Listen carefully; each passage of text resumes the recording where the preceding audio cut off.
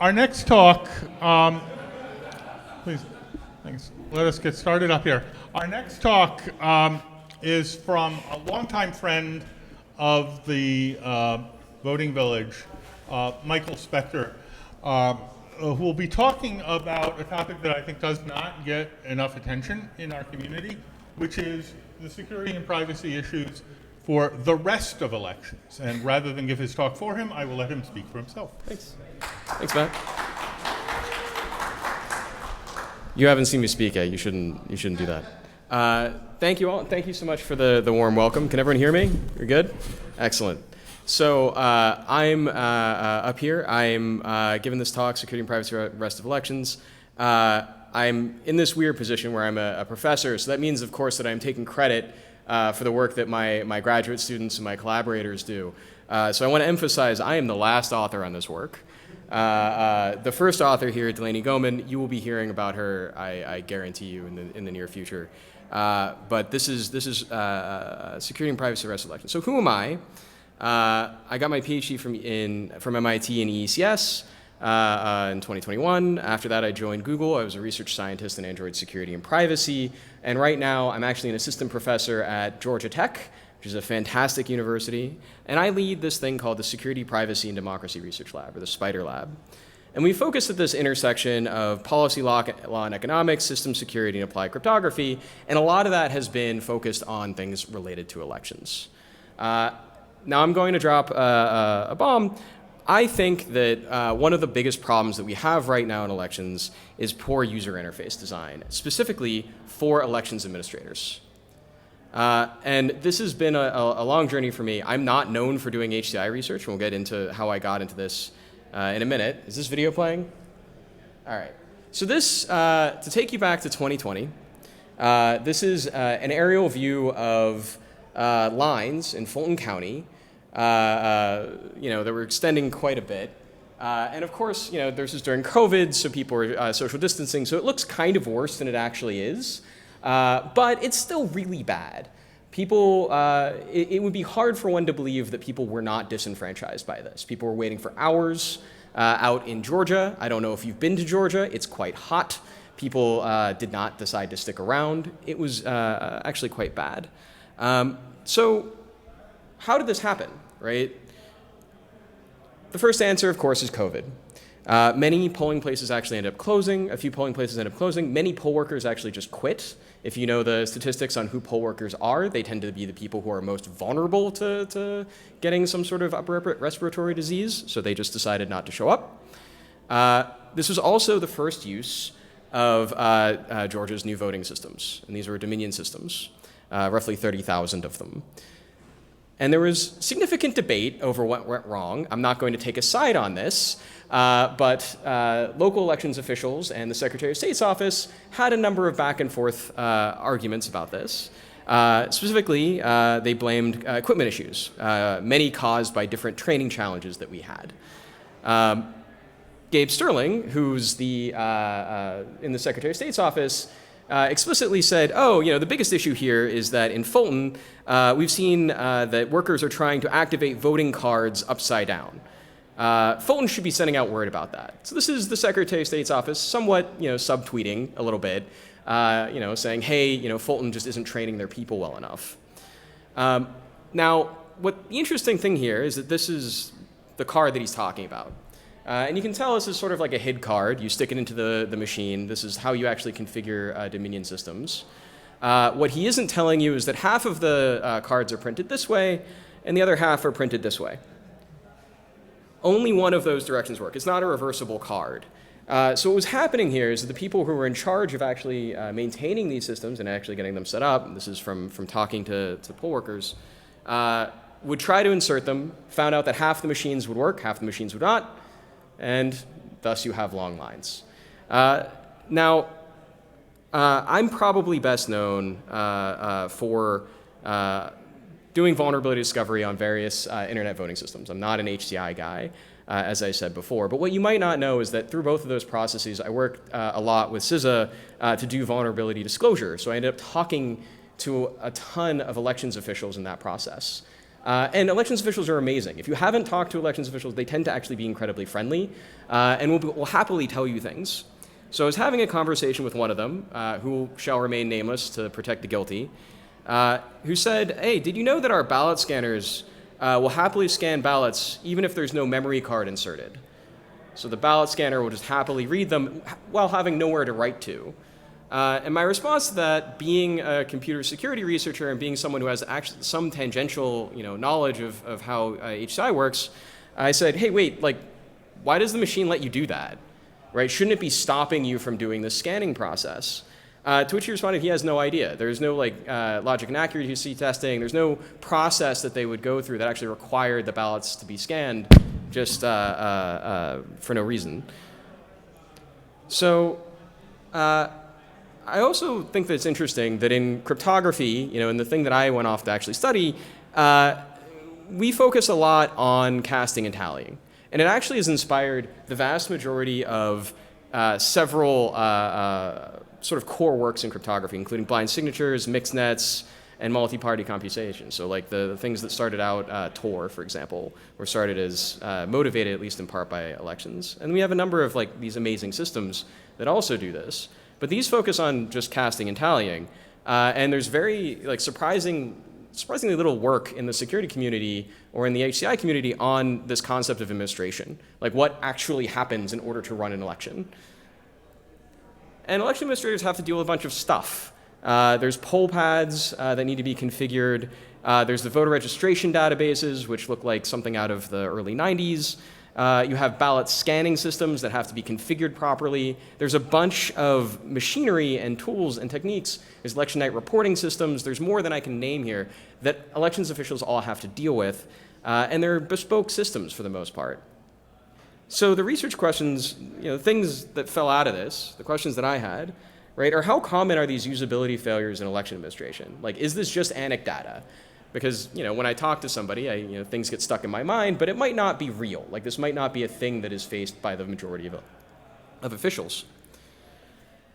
The second thing is, okay, if these issues do exist, do they actually have any impact on election integrity? Like, should we consider these things that we are actually concerned by?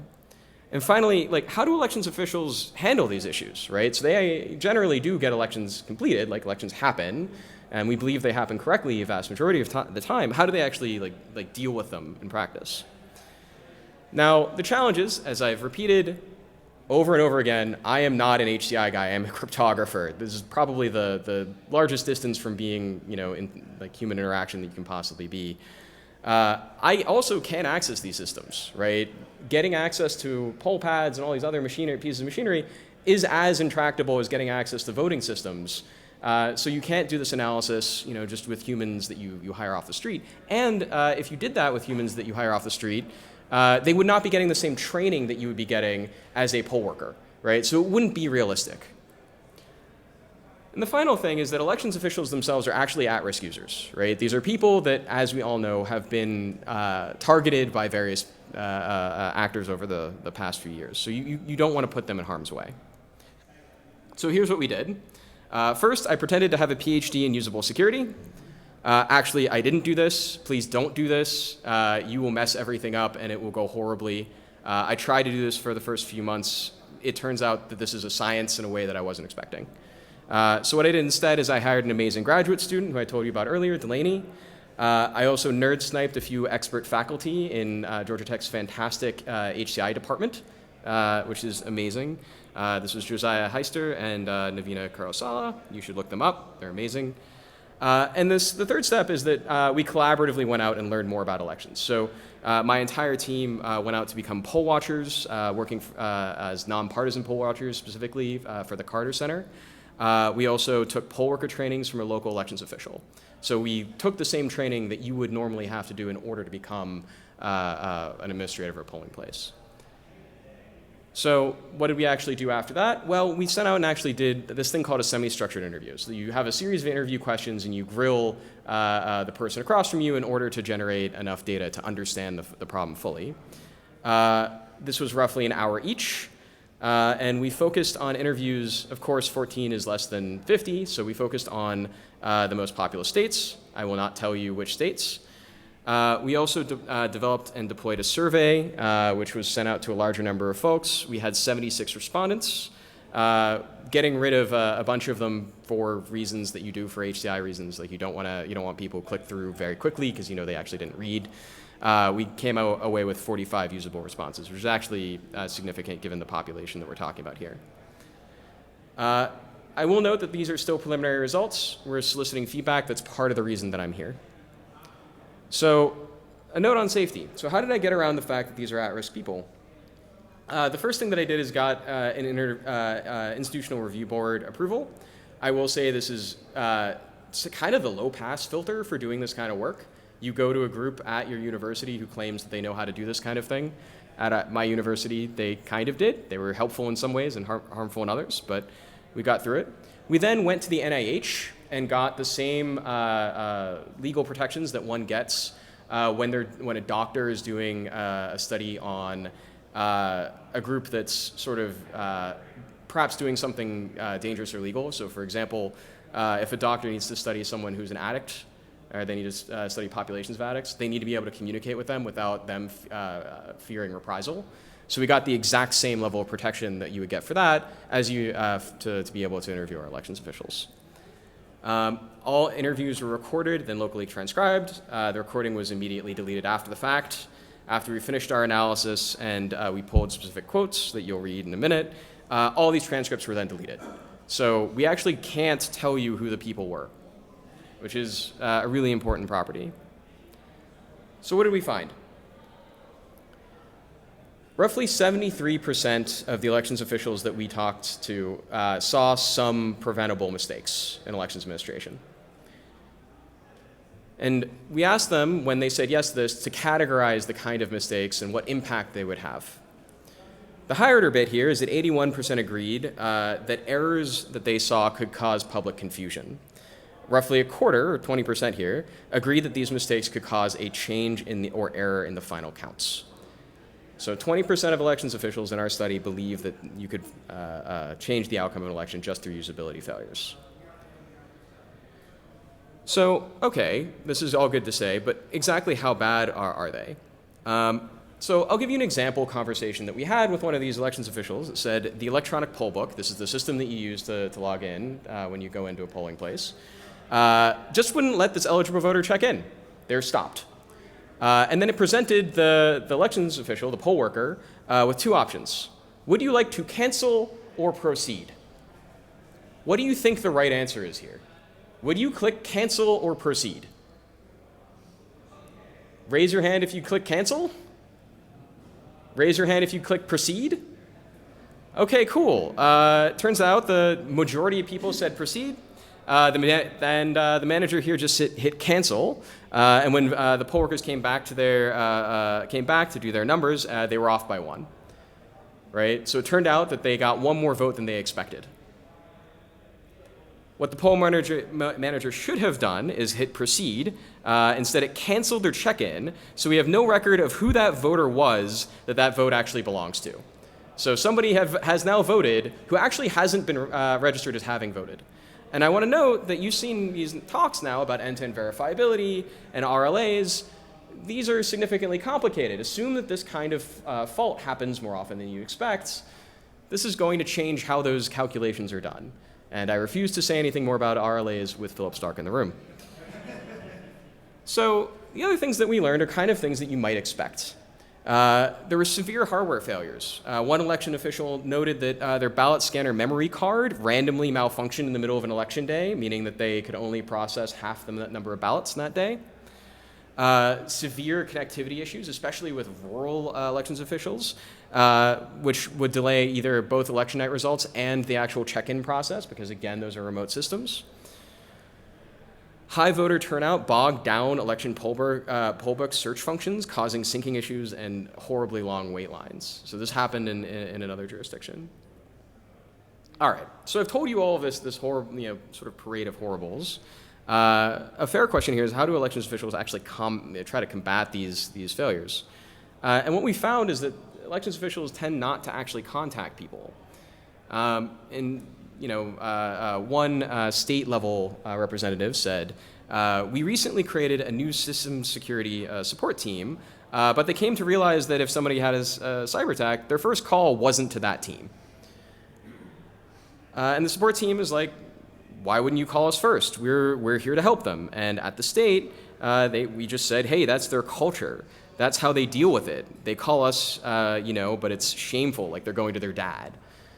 So this is unfortunate. This is not the sentiment you want to have when you're dealing with, providing support services to a large state. 66% of the elections officials we polled said that necessary job knowledge, things that were relevant to the technology they used, were actually just not written down. So the vendors aren't providing them sufficient guidance here. 68% said that they rely on communicating with peers to learn about elections technologies. So they're going to other precincts and asking, how do I actually get this thing to work?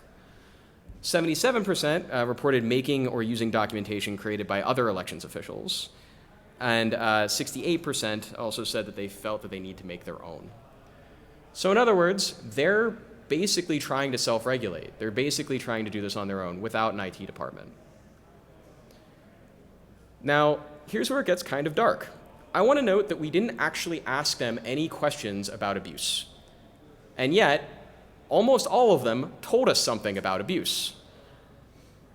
One said, I can't tell you how many times the night before an election I'm crying because I'm just so overwhelmed, or the complete exhaustion of it. Before I took this job in the jurisdiction, most of the staff before me was wiped out. They were harassed. People accused them of rigging the vote. I had something kind of dangerous happen to me in 2020. I had 2 children in high school, and protecting them was probably the #1 priority. So if you see these kinds of things, it kind of makes sense that they would be unwilling to communicate well with outside parties. Which brings me to this tidbit. We didn't ask them about security researchers, but I guess my own appearance might have tainted some of the results. One of the things that we got back was, well, I don't want my vulnerability published. What if I can't fix it? There are counties out there that are on the verge of bankruptcy. And another response, and I will say this, I won't tell you who it is, but or who all was mentioned, but a number of them actually went on to explicitly say, oh, I'm willing to talk to security researchers, just not these, and actually listed out quite a few, which was also, as a security researcher myself, quite upsetting. All right, so I have some parting thoughts, and I want to enumerate these very quickly, and then we can get on to Q&A. My argument here is not that these systems are bad or anything like this.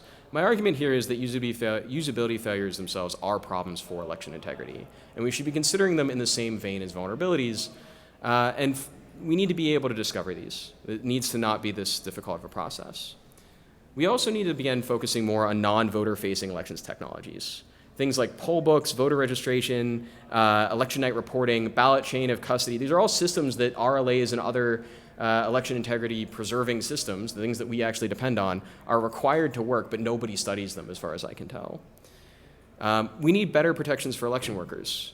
It's interesting to note, according to NCSL, that 11 states actually do not have laws that specifically protect elections officials. We need to consider this concept called a blameless postmortem. When something goes wrong, and this is especially true, this was found at large tech companies. You can Google this. Google itself adopts this policy, especially for things related to large-scale architectures that might have non-deterministic failures. They allow people to report bugs without it potentially costing them their jobs. And right now, I think there's only one state, Pennsylvania, that has anonymous reporting of issues or malfunctions on elections equipment. And we don't have good statistics on this. We don't know what machines are actually causing problems. And I want to conclude with, this is yet another argument for public adversarial analysis. And what I mean by that is that researchers like myself can't actually do an analysis of these systems to try to provide guidance on UX experience at all, because we can't get them. We can't actually interact with them in a sane way, and it might cause more problems. So this is yet another incident where this is really important. Finally, I want to say that this paper is not yet made public, and the reason for that is we actually want more feedback from all of you. So I know a number of you in this room work in elections or are an election official yourself. we want to provide you the paper. We want your feedback before we make the paper public. So thank you all for being here. This is my contact information, and I'd be excited to hear your questions.